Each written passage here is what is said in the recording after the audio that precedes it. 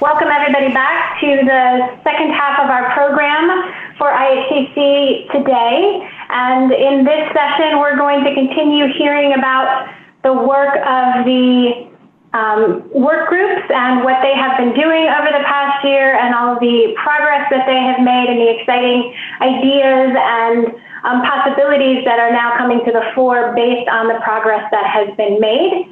I'm going to again, I think I did defer talking about full introductions for the speakers today and instead refer you to the bios that are included within the summit program so that we can welcome the speakers and turn it over to them to hear about what they have been doing. As was mentioned, we're going to have a live demo today in our first presentation from the Data and Infrastructure Work Group. And I think that will be, again, really exciting for us to see what's been possible and also see how that is pointing them to some of the tools that it might provide for the IHCC. So with that, I will just welcome and thank in advance Philip Awadallah from the Canadian Partnership for Tomorrow Project and the Ontario Institute for Cancer. And then I believe Thomas Keane from the European Bioinformatics Institute and the Global Alliance for Genomics and Health will also be participating in the discussion as they go along. So I'll turn it over to you all now. Great. Thanks, Laura. Yeah, we're actually going to do it the other way around. So you're going to be having three speakers in this session, so we've got quite a lot to get through, and it's hopefully quite an exciting set of demo and set of initiatives that we're going to go through from the data and infrastructure team. All right, and next slide, Christina. So I'm Thomas Keane. I'm the co-chair of the Data and Infrastructure Group with Philip Awadallah at OICR. I think we just want to briefly just go back a slide. Just briefly clarify the sort of the kind of mission of the data and infrastructure team for IHCC. I mean, really what we see ourselves doing is trying to deliver sort of interoperable cross-cohort infrastructure to enable kind of population scale data to be accessible across international borders. And, you know, when you talk about a project that's at the scale of IHCC, where we've got cohorts from all over the world, just the diversity of cohorts, different purposes, different infrastructure that they have in place, you know, that is a significant challenge, and we'll try and lay out some of the, you know, how we've tried to address that over the past year to get this team up and running. Next slide. Okay, so just briefly thinking about, you know, what are the challenges for the data and infrastructure team, and you know, you can break them down into a broad set of areas. I mean, the first one, the most obvious thing is cohort data discovery. I mean, how do you find relevant cohorts when you've got, you know, over 100 cohorts in IHCC, all collected for different purposes? You know, if you're a researcher and you're trying to find a particular cohort for a particular type of research, maybe you want healthy controls with particular measures, maybe blood pressure measures, BMI measures. Maybe you're trying to find disease-specific cohorts for maybe a specific cancer or rare disease, perhaps. You know, how do you find them? How do you find where are these cohorts? You know, apart from going around and talking to all of your colleagues in the world. So we really have focused on the cohort discovery problem as one of the first sort of challenges for the team. The next, I mean, related to that is the cohort metadata standardization and harmonization. I mean, again, coming back to the diversity in IHCC, these cohorts have been collected over completely different time periods for different purposes. They've got different metadata collection methods, different formats, different coding schemes, different control vocabularies. Every possible aspect across IHCC it just has just this rich diversity, but real potential to make an impact in terms of you know, human health and disease. So what this comes down to then is the problem of trying to harmonize the metadata, the phenotypes across cohorts, to be able to do cross-cohort queries, to be able to drive things like discovery, things like cross-analysis across these cohorts. Okay, and then, I mean, the next, if you just go to the next slide. Yeah, so then the next challenge comes down to, given you found the cohorts of interest and you can cross-query them, how do you get access to this cohort data?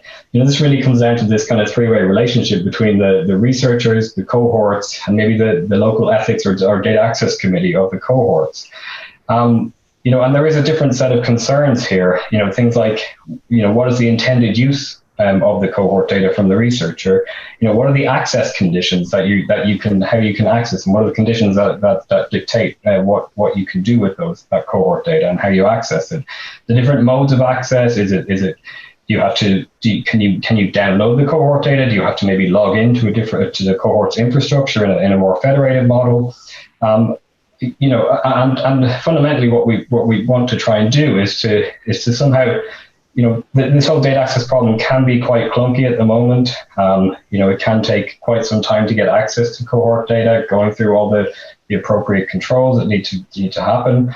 But how do we modernize that process? Using some of the kind of sort of more recent IT advances where you can do things like cross authenticate your identity between different infrastructures.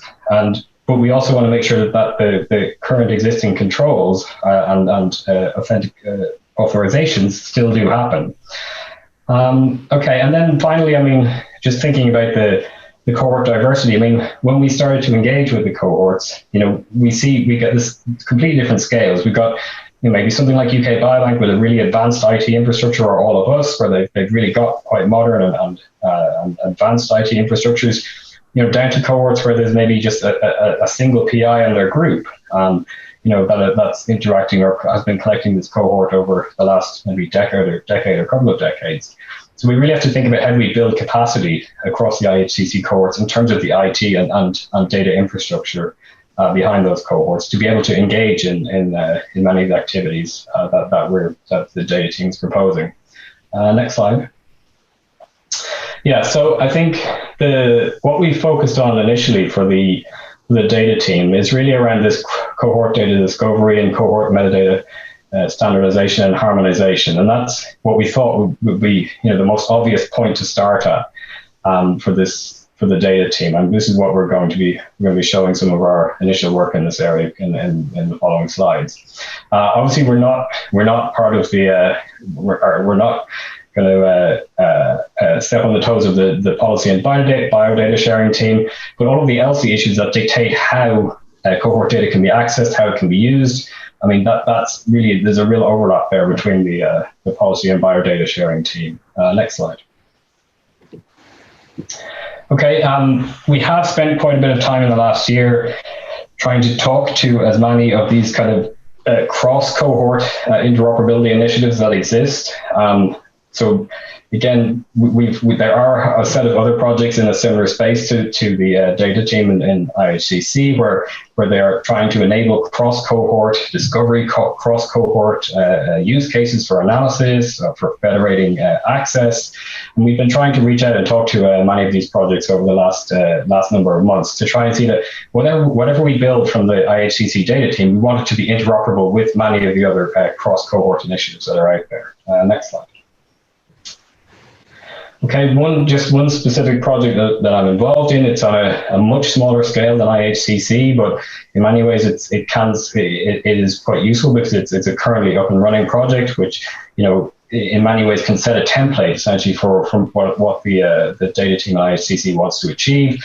This is the Sinica project. We're working with 14 cohorts across 3 continents, so many of the similar challenges that the IHCC data team will experience, except this is on a much smaller scale.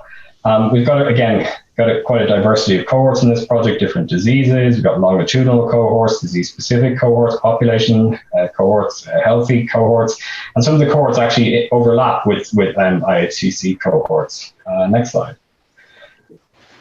So in some sense, we can take some of the structure from this project, where the challenges have been broken down into different work packages / working groups, and in many ways the way that this project is trying to address these challenges could be used as a template potentially for the IHCC data team going forward.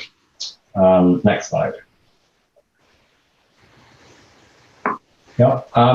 I should say that we need to be aware that there are global standards emerging for work amongst the various human data initiatives and consortia. One particular group or organization now that's quite active is the Global Alliance for Genomics and Health. This has been up and running for probably 6 or 7 years now. It has a variety of different work streams who are, again, trying to address the specific challenges that I laid out on the first slide. It has quite a large membership of different types of organizations. It's got cohorts, it's got consortia, it's got research institutes, hospitals. It's really got quite a good representation. And I think, all of the products all of the standards the products that we build in the IHCC data team, we wanted to be able to interoperate via the standards from the GA4GH. Next slide. Yeah, so you can see that there's the GA4GH has produced a variety of standards now that are being implemented by a number of what they call driver projects, which have committed to implementing the standards, the interoperability standards from GA4GH. I've just listed a few of them here, but there are now many more products that have come out from GA4GH.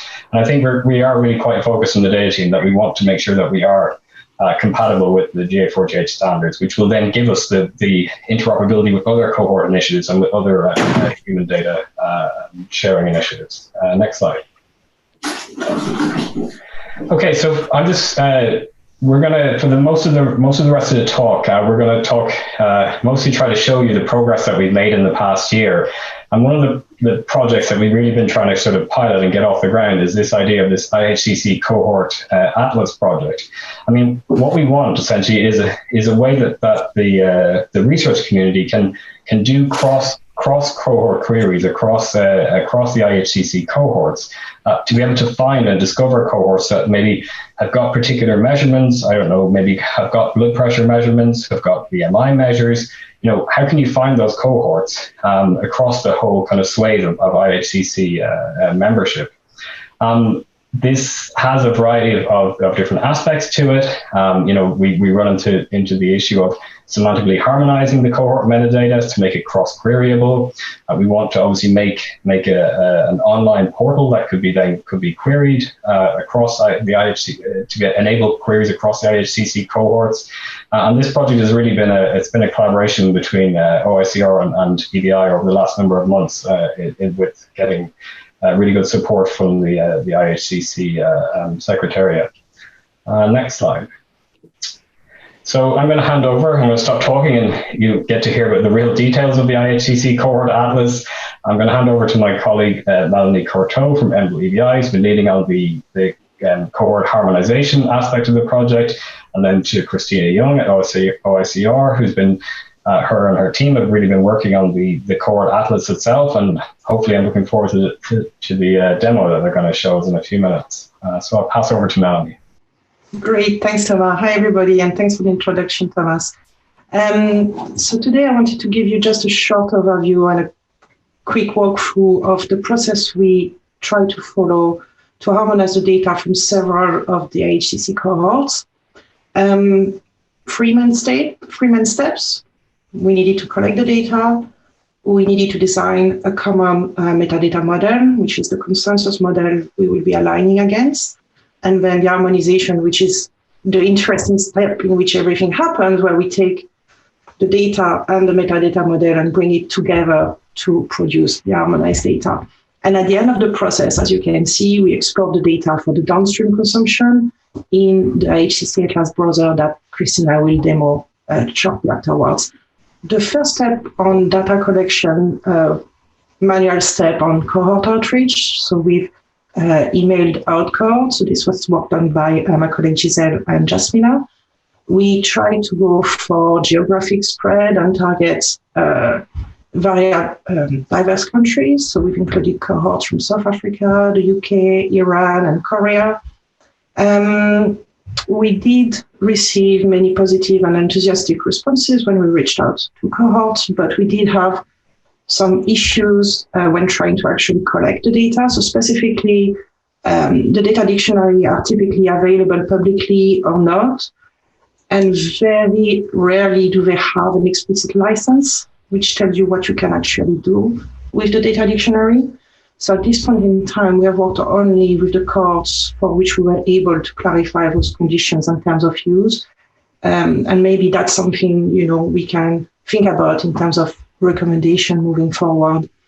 The last point is, the typical bioinformatics pain. You gather a bunch of data in a variety of formats. You get PDF and Word and Excel spreadsheet, and you need to message that into shape.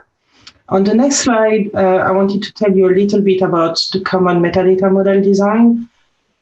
We really did not want to reinvent the wheel. So Thomas talked to you a little bit about the Seneca project, which is similar at a smaller scale. We've also talked quite a bit with Maelstrom, and Isabel Forti and her team were really helpful. The goal was really reusing their existing expertise to not reinvent the wheel, but also to increase interoperability with efforts that may already be aligned with any of those. And the other important point is, we are trying to make something useful. So we've really very much use case driven. We try to anticipate type of queries and type of classification that a researcher coming to the HCC Atlas may want to run. On the next slide, so diving a little bit deeper into the more technical side, we've decided to adopt the Web Ontology Language, or OWL, as a common shared format to represent the data dictionaries we've collected into a common standard representation. We chose OWL because it's a standard for knowledge representation. So it's a World Wide Web Consortium standards, which means it's supported across different applications, different tools, which we could reuse directly. It also enables to represent relationship between entity and use specific software to infer new relationship. I will give you an example a little bit later on what exactly does that mean. Finally, and again, with the purpose to increase interoperability and connectivity with existing resources, we also added in known resources, which are coming from the Obo Foundry, for example, and we used all those to build a genomic cohort knowledge ontology, or GECO, which is the metadata standard we want to align against. And that allows us to leverage the existing logic in all those external resources without having ourselves to redo all the work that the experts in those different domains had done. On the next slide, please. So the final step in the data generation process is trying to bring it all together. And at the moment, this is a manual mapping step. So here, for example, you can see on your left-hand side, the GECO hierarchy. And on the right-hand side, the COGES cohort, for example. So this is cohort from Korea. They each describe related entities. So just looking at the label, you can say, okay, fasting or non-fasting blood test and a glucose fasting core blood test. So this is the first step because we were able to formalize data dictionary for those two cohorts into that shared format. It's becoming way easier to actually compare them. But now, aside from comparing them, we need to merge them and bring them together so that we can have a proper merged dictionary for search against. So that's on the next slide, please, Christina. So this is what we've done here. So here's the resulting compliant, harmonized metadata. The top level are the classes from the genomics cohort ontology GECO classes. Underneath, you can see that the COGES classes have been positioned. And in blue, you have classes from those external reference ontology. This is an example from the clinical measurement ontology. We have our example with the UMAT phenotype ontology, and you can think about other resources if you want. On the next slide, you can see that you can leverage the relationship between the entities. So if you want to go back to the previous slide, please, Christina. So you can see that glucose fasting is a subtype of a blood fasting glucose level value, which is itself a blood glucose level value, which is a blood measurement value, and so on and so on. So this is all expressed logically using the Web Ontology language. And then on the next slide, you can see that this can be leveraged by the HCC Cohort Atlas browser to answer specific use cases. Here's an example. As a researcher, I'm looking for cohorts that deal with blood measurement data. because we have encoded that COGS glucose fasting is a subtype of all the classes I just described. And similarly, with the Golsan cohort study, we know that this is a type of diastolic blood pressure value. The browser is able to understand that and is able to return all those series of results, even though blood measurement doesn't really appear in the label or the textual description of those entities. And again, Christina will make the demo shortly on the actual live browser. On the next slide, so I gave you a very short overview of the data harmonization process we followed. Where are we now? So we have just under 100 IHCC cohorts as of today. 66 of those have public metadata on the IHCC website, and we've incorporated that public metadata in the browser as well. Team A already had around 25 shared dictionary. We've recontacted around 10 of those cohorts, and we were able to load 6 of them in the IHCC Atlas browser, so doing that conversion into OWL. And the last step, the mapping, was done for 2 of the cohorts. The third one is in progress. What those numbers tell us, they really show the 2 major bottlenecks in the pipeline. The first one is getting access to the data dictionary with appropriate license and a shared format, CSV, something that's computationally amenable. And the last one is mapping between the data dictionary and the Gecko, which is very much of a manual step. And on the next slide, please, Christina, I'd like to show you some ideas we have for next step in the process, which are specifically around targeting those 2 bottlenecks. The first step is about refining our import pipeline to possibly semi-automatically ingest data. So if we could get, CSV file, and if we could get a clear license for usage, CC BY or CC0 or anything that's free, we could really easily ingest the data through scripting. And the other step is about developing automated mapping, using existing tooling and text mining processes, and also, expand the Gecko ontology in between so that we can cover new use cases as they show up. On the next slide, so to address those 2 bottlenecks, we propose to develop, in parallel to the Atlas browser, a cohort registry, which provides, which would be a repository of those data dictionary and would be available publicly. The dictionaries, again, would be standardized in OWL. For each of the entity in each of the cohort dictionary, you'd get an individual page. You can do, text search. If you're searching for blood, you have an autocomplete.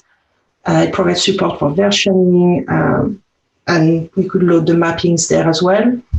The advantage of doing that as well is this tool is part of a semantic suite at ABI. So we have compatibility with existing mapping tools that leverage text matching or machine learning to try and do the mapping step at least semi-automatically, because this is really hard and time-consuming to do.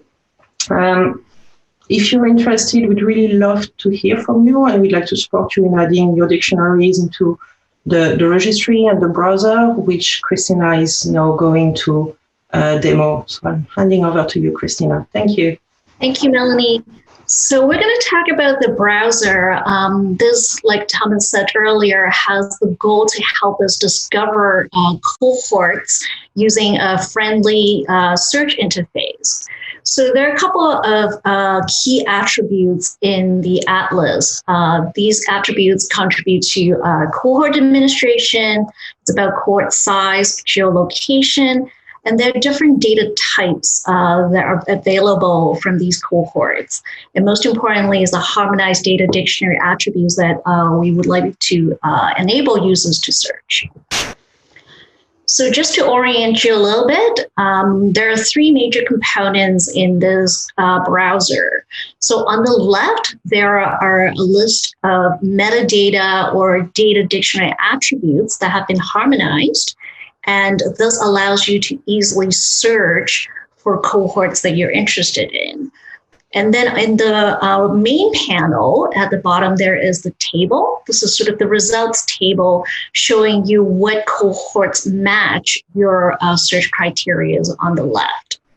And then at the top, we have 2 graphs right now, but we can actually have number of graphs. And I'll talk more about that since we get to the live demo. Okay. So here's the website right now that is hosted privately. It's not open to public yet. And it basically has the data that Melanie talked about that has been harmonized and loaded into the Atlas browser. So there are altogether 66 cohorts. Because the harmonization effort is still ongoing, this is actually a mix of real data and mock-up data. So don't get too bogged down about data correctness here, since some of them was mocked up. But do focus on the functionalities and the usability, because we would really like to hear from you what questions you would like to come to this browser and ask so that we make sure that those use cases are satisfied.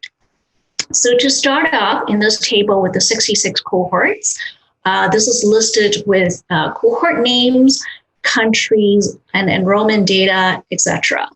For each of these columns, they can be sorted. So right now, by default, it's sorted by column name alphabetically, but I can also sort by countries, first in ascending order.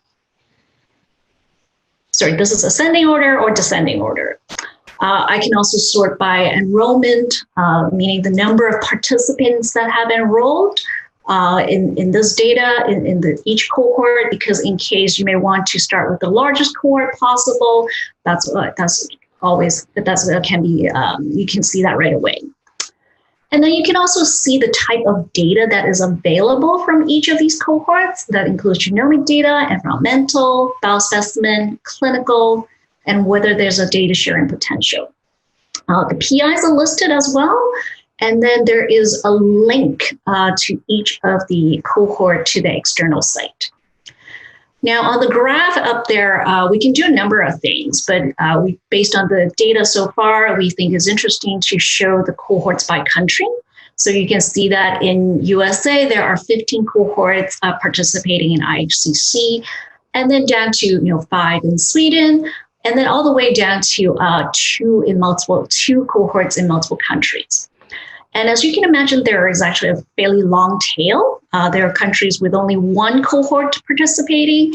And so for those countries, we have actually grouped them into other, so we don't have this long tail that makes it hard to look at. And then the second graph we have is about biosample type. So this is what we call the Sankey graph that kind of show you, these are the 4 biospecimen types: saliva, blood, urine, and stool. And you can easily see which cohorts collect saliva sample or which cohorts collect blood samples. Or on the other side, you can come and look at, well, what this cohort live gene collects, which is urine and stool. And then this Million Women study collects 3 different sample types. So that's kind of the orientation. And then here on the left, as I said, there are facet search here for you to pick, and I've collapsed them initially just so that you see the 14 categories in the data dictionary. Now, this is completely driven by data itself. So as the ontology changes, the hierarchy changes, we can definitely update these categories to match. So to walk you through some of these searches, I'm actually going to start from the bottom, going all the way to the top. So at the bottom, looking at socio-demographic information, by default, each category will only show 3 top data attributes. Top meaning that the largest number of cohorts having that data attribute is sort of listed up at the top. But you can always expand that, and you can see all the other data attributes in this category.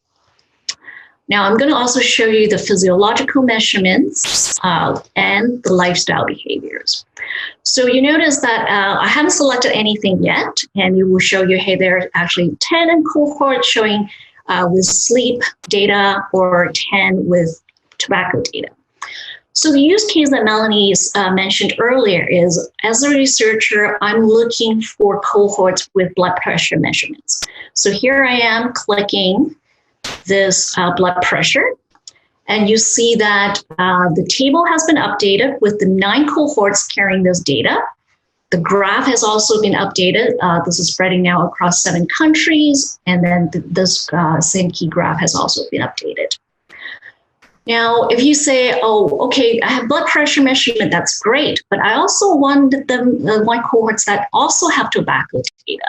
So this is where you can come back and now check that box. And now you find 3 particular cohorts that have both tobacco and blood pressure. So at the top, you can clearly see what filters you have selected. And so at this point, if you say you're interested in this Golestan cohort study, you can click this website link to go to the external study with more information in here. So going back to here, we can easily remove one attribute at a time. So I say I'm no longer interested in blood pressure. I just want studies with tobacco information, tobacco data. So that's now the 10 cohorts in here. Or more easily, you can actually clear everything by clicking that button. So there are other categories that I'm not going to show every one of them, but there is the PI category. There's some microbiology so that you can see where the microbiome data is available. And then you can also look at current enrollment. So this kind of right now implemented as a slide bar. And so say, for example, if you want cohorts with at least 1 million participants, then you can slide up here to get to 5 cohorts. So initial implementation was a slide bar, but now that as we try it out, I think we actually need to have like 2 input boxes for a min and max so that you can enter the exact number that you want. So clearing this, we can also look at sample types. So as I've shown you before, there was 4 biospecimen types being collected by these cohorts. You can look at any one of them. There's also basic cohort attributes. I'm not going to click on these, but the next 4 categories is actually about the availability of data from these cohorts. So you want to know if the data cohort has phenotypic clinical data or genomic data, environment data, or biospecimen data. So these basically are shown as yes or no, whether data is available or not. So say if I'm interested in genomic data, so I'm checking this yes box. So it went down from 66 to 53 cohorts. And lastly, let's expand these 2 other categories, which is countries. You can see that there are 43 countries that satisfy this criteria of 50 having genomic data. And also that's the list of cohort names as well. But you see that this is a very long list. I don't want to actually expand it and then look through the list. So this, you can actually have the ability to do a search.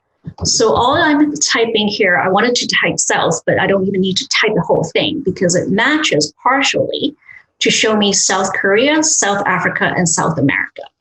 Say I'm interested in data from South Korea. And so you see that there are 3 cohorts. And say I'm interested in this project, COGES. And so click out. It takes me to their external website. And this is very useful information in here, but it's actually a little hard to get through because every website is different. So what I would propose though for our next iteration is instead of making these external links, I would propose let's see, this is having a cohort page within the browser. So this is a mock-up that we've done.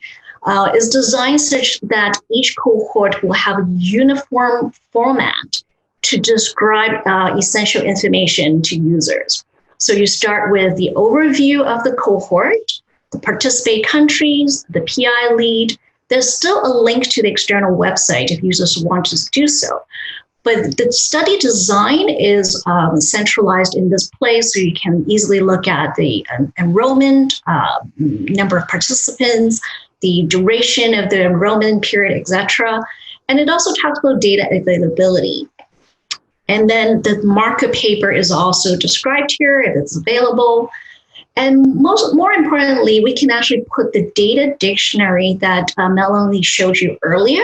This is a dictionary specific to this cohort before harmonization happens. So you can actually see what specific attributes are there, even if some of them are actually not harmonized yet. And then scrolling down, we can now also have more details about the populations in the study.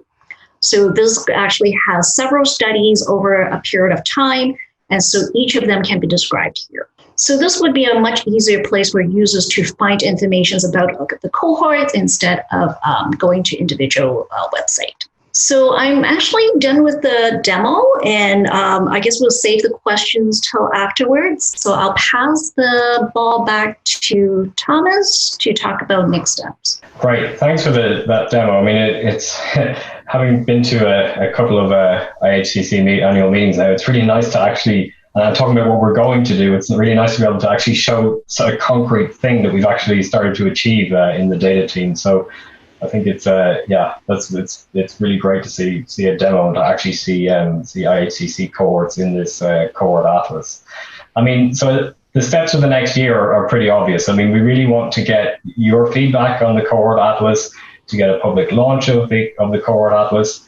We clearly need to populate it with more content from the IHCC cohorts, and many of the cohorts will be hearing from my colleague Giselle Carey, who'll be reaching out to many more of the cohorts over this year to hopefully to get access to your data dictionaries. If you want to be at the top of the queue in one of the first cohorts, then please proactively email us with links to your data dictionaries, and we can try and get those in as early as possible. And I think, we'll really be starting to think about then. We've started to talk to other cross-cohort initiatives. We had a really good call with the Dementia Platforms UK a few weeks ago, and we're really talking about how we can interoperate in terms of cohort discovery with their platform. They're doing very similar activities around harmonization of cohort phenotypes. And I think we'll really be looking to some of the GA4GH standards and to be able to put those over the cohort browser so that the data is more discoverable. And I should say that Melanie presented the harmonization task and Christina was presenting the browser. These are two kind of distinct tasks, and there is data products that are coming from the harmonization that will be hopefully invaluable into the future. These can be downloaded and independently of the browser itself. So we hope to make those available as soon as we have enough content to make it worthwhile.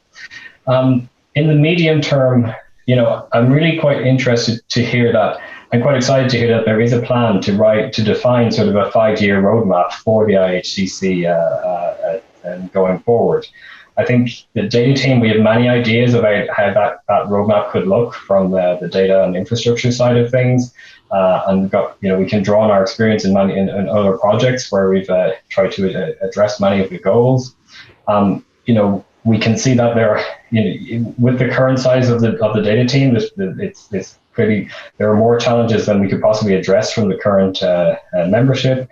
And I think we will be interested in defining subgroups and working groups to be able to start to move forward with many of the challenges.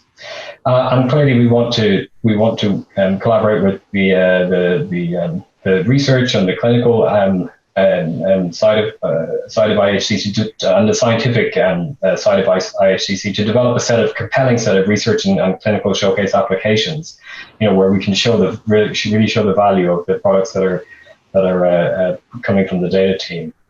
And then in the longer term, I mean, Federation is here. I mean, we know that cohort data is getting too large to be able to move it around the world. There are jurisdictional challenges, there are jurisdictional restrictions on much of the cohort data that's coming from say, national healthcare or regional healthcare initiatives. So we have to embrace federation and realize that is really the mode of access that we're going to have for large-scale cohort data going into the future. And next slide. Just to do some acknowledgements. It's really want to thank Christina and her team at OSCR who've been working quite intensely for the last couple of months on getting the cohort browser and just getting this initial version of the cohort browser in a very short time.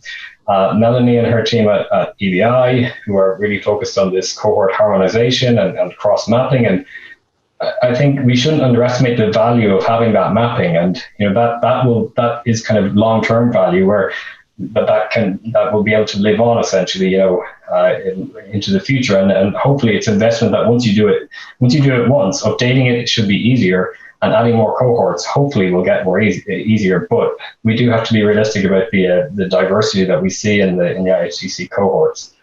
And then thanks to Eric and the rest of the Secretariat from IHCC for their help and assistance. And thanks to Philip as my co-chair. We're happy to take any questions. I see there's quite a bit of discussion on the chat. I don't know how we want to do this. So I've been, this is Eric Plummer. I've been monitoring the chat. So I think Melanie's answered a few questions. The first one I see, David Glazer wants to know, is the Atlas available to play with? I'm going to punt that to Christina. Christina, is there a plan to be able to get some kind of draft or early version out that people can start playing around with and we can get feedback on? So the only reason we haven't opened this up is because we like to show it first, that everyone likes it. And then also the data is mocked up right now. So if we put in some kind of banner on the site, making sure that people don't use this data for any real purpose, then yes, we can definitely open this up. That's actually a really good point. I mean, what you saw, what Christina went through in the demo, I mean, a lot of that was loaded sort of last week. It really is literally being built over the last sort of 2 months. So we need to be careful if we do put something up that if it still has fake data in it, synthetic data, that we need to be absolutely clear that that's what the content is. So the question maybe for the steering committee, at what point do you want us to have enough real content, which I imagine is probably another maybe 2 months away of real cohort data, or whether we want to have a demo that will have the caveat of having some synthetic data loaded into it. So I guess we can have a discussion about that. This is Lauren, and I guess my question on that is it useful to you, and this is the question I had beforehand, and I think Jeff in the chat also indicated to this, is would it be useful for you to get feedback on the functionality and the interface, even with the mocked up data now, as you're still continuing to sort out the real data? So if, we can provide a way to put it up just for IHCC members with all of the caveats it needs to have. I might add to that we could start with Team A in its membership first and get them working on it. This is all very fresh and new, and Christina's done a fantastic job with the team in terms of getting that functionality going, and this is really impressive. And then we can start broadening this out to the membership. So if you keep the user testing the site small, then we can potentially get the IPs of these users. And so we whitelist them, only they can access from specific IPs, and then we can let them test and give us feedback.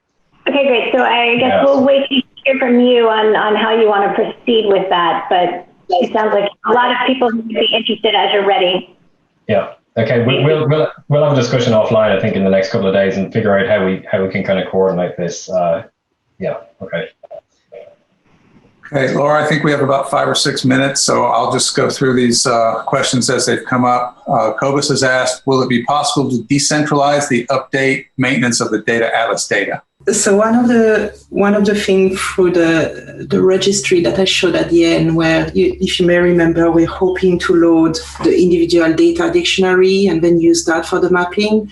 One of the advantages of having that registry is you can load each of the cohort data dictionary, and you can have, either an MD5 checksum or something to detect changes. Ideally, if cohorts were able to produce, a CSV file, and we have our own script that converts that into so we can think of a way to automatically detect changes. Once we detect the changes, we run the pipeline. At the end of the pipeline, we generate the files.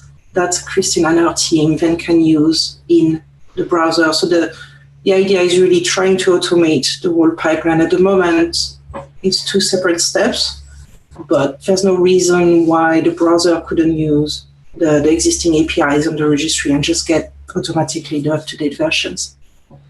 The next question from Josh Denny: how close do you think it is to complete for the cohorts? I think we've addressed that in some form or fashion, but in terms of being, I guess, the definition of ready or complete for sampling or for full use. Yeah, I mean, it's clear. It's what Melanie was saying about the cross mapping between the terms in the data dictionaries. I mean, that is probably one of the most limiting steps in terms of getting content. And we have ideas about how we can automate that, which Melanie talked about. But initially, that's been the most manual part of the process, I think. For getting the Atlas populated with accurate content. And actually, it's interesting. Someone raised the point of how can the cohorts review their content as it goes into the browser. I think we can certainly coordinate that, perhaps, as we make kind of updates of it, as we add more content. We can certainly get maybe Giselle or Melanie to coordinate sort of recontacting the cohorts to just give them a preview essentially of as their cohorts are being added to the browser. I think that would absolutely be totally fine. Yeah, that was the last question or actually comment that Usha made. I think that's all the questions that we have, unless I missed one. This is Jeff. I was about to type something in, but so I'm wondering if you have a sense of the resources that it takes to maintain this to be current. And I'm thinking about the cohort level resource that needs to push things into the browser or keep it up to date. I'm sensitive to LMIC cohorts that often are, and others that may have scarce resources. Do you have a sense of what kind of dedicated? Yeah, it's an interesting question, because what we see is that for the very large, really organized cohorts, I mean, we essentially go to their website and the data dictionary is there in a structured format, and we just pull it down and we can start working on it. Because of the uniqueness and diversity of the IHCC, we get a whole variety basically of how data dictionaries are organized. As Melanie was saying, from the kind of Excel spreadsheet to the PDF to all the way through to a fully organized kind of data dictionary and structured data dictionary. So I think we need to be aware that I can see that there will need to be potentially some resource going to the cohorts themselves to do that work of preparing that initial preparation of their data dictionaries to be able to load it up. And we'll get that back on the browser side, because the data will come in a more structured way, which then all those manual steps that Melanie was talking about will be reduced on the cohort harmonization side as well. I just want to add to that. So I fully second Thomas's point that some resources will have to go to some of these other cohorts that don't have the resourcing presently. Activities like H3 Africa have done a pretty good job so far, but it's still an ongoing process, even within that activity, to support some of those local cohorts within the continent. And we can leverage some of that as within Sinica, as you heard from Thomas's presentation and Melanie's presentation earlier. But we're still going to have to be able to provide some both the tools as well as resources. Maelstrom has actually provided some R scripts that helps with some of this activity, and we can work with them on this. Philip, it's Peter. I just wanted to comment on how impressive it is that the way that you and Thomas and the team have been able to leverage previous investments. So from a funder's perspective, they should recognize, I hope, that previous investments in many different areas in Europe, North America, have really paid off into the building of this portal and the work here. And I know from a co-chair point of view, we're committed moving forward to keep leveraging the work we're doing with IHCC across many other different environments. So congratulations to all of you. I think we're at the end of our session. Yes, I was just going to thank all of the presenters again and congratulate you on all of the work that you have accomplished. And we will have an equally rich and robust discussion. I'm sure when we get back from our 15-minute break from the scientific strategy work group, and they tell us about the work that they have been doing and the proposals that they want to bring to you all and get some feedback on. So we will come back as scheduled at 16:05. And until then, take a break, stretch. If it's mealtime, grab something to eat, and we'll see you soon.